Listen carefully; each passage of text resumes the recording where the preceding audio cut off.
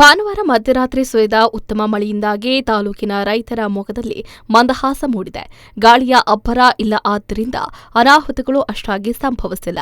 ನೀರಿನ ಕೊರತೆಯಿಂದ ಒಣಗತೊಡಗಿದ್ದ ಅಡಿಕೆ ಬೆಳೆಗೆ ಮಳೆಯಿಂದ ಜೀವಜಲ ಸಿಕ್ಕಂತಾಗಿದೆ. ಹೌದು, ಕೆಂಗೇರಿಯ ದೊಡ್ಡಬೆಲೆ ಗ್ರಾಮದಲ್ಲಿ ಮಳೆಯ ಆರ್ಭಟ ಹೆಚ್ಚಾಗಿದ್ದು ಕೆರೆಗಳು ತುಂಬಿ ಹರಿತಾ ಇದ್ದು ರೈತರು ಹಾಗೆ ಸ್ಥಳೀಯರು ಸಂತೋಷವನ್ನ ವ್ಯಕ್ತಪಡಿಸಿದ್ದಾರೆ. ರೈತರಿಗೆ ನಗುವನ್ನ ಮೂಡಿಸಿದ್ದಾಳೆ ಈ ಪ್ರಕೃತಿ ಮಾತೆ.